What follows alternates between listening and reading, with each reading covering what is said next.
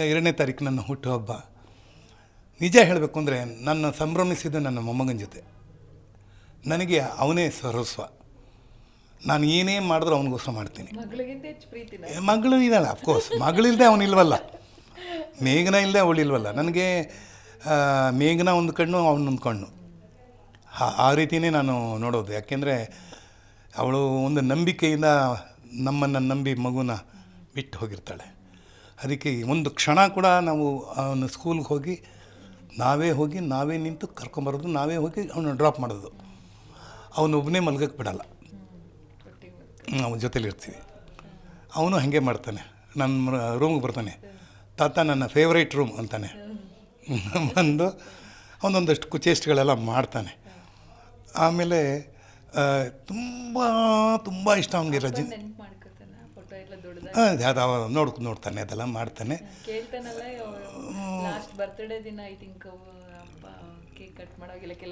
ಏನೋ ಮಾತಾಡ್ತಿರ್ತಾನೆ, ನಾನು ಅದು ಆ ಕಡೆಗೆ ಹೆಚ್ಚು ಗಮನ ಕೊಡೋದಿಲ್ಲ. ನನಗೆ ಅವನು ರಾಯನ್ ನೋಡ್ತಾನೆ ಇರ್ತೀನಿ. ಅವರಮ್ಮ ಎಲ್ಲವನ್ನೂ ಚೆನ್ನಾಗಿ ಟ್ರೈನಿಂಗ್ ಕೊಟ್ಟಿದ್ದಾಳೆ. ಯಾರೇ ಹಿರಿಯರು ಬಂದರೆ ಅವ್ರನ್ನ ನೀವು ಹೋಗಿ ಬನ್ನಿ ಅಂತಾನೆ. ಆ ಥರ ಒಂದು ಟ್ರೈನಿಂಗ್. ಅವನು ಹೆಚ್ಚು ಊಟ ಮಾಡೋದು ಕೆಲಸದವ್ರ ಜೊತೆ.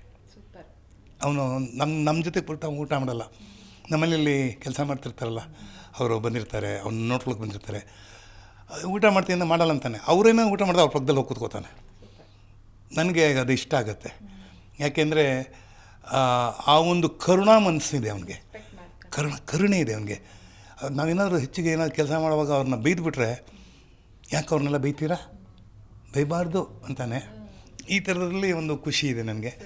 ಸ್ಕೂಲ್ಗೆ ಹೋಗ್ತಾನಲ್ಲ, ಸ್ಕೂಲ್ಗೆ ಒಳಗಡೆ ಹೋಗೋಕೆ ಟೀಚರ್ಗೆಲ್ಲ ನಮಸ್ಕಾರ ಮಾಡಪ್ಪ ಅಂತೀನಿ.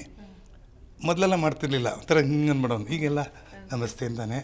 ಹಾಗೆ ಬರ್ತಾ ನನ್ನನ್ನು ನೋಡಿಬಿಟ್ರೆ ಸಾಕು, ಅದಲ್ಲೊಂದು ಅವನು ಬೆಳಕು ನೋಡ್ದಂಗೆ ಆಗುತ್ತೆ. ಅವನು ನೋಡಿದ್ರೆ ನನಗೆ ಒಂದು ಹೊರಗಡೆ ಬಂದು ಪ್ರಪಂಚದ ತಂಗಾಳಿ ಅಂತೀರಲ್ಲ, ಅವನ ಹತ್ರ ಬಂದರೆ ತಂಗಾಳಿ ಆಗುತ್ತೆ, ಬೆಳಕು ನೋಡ್ದಂಗೆ ಆಗುತ್ತೆ.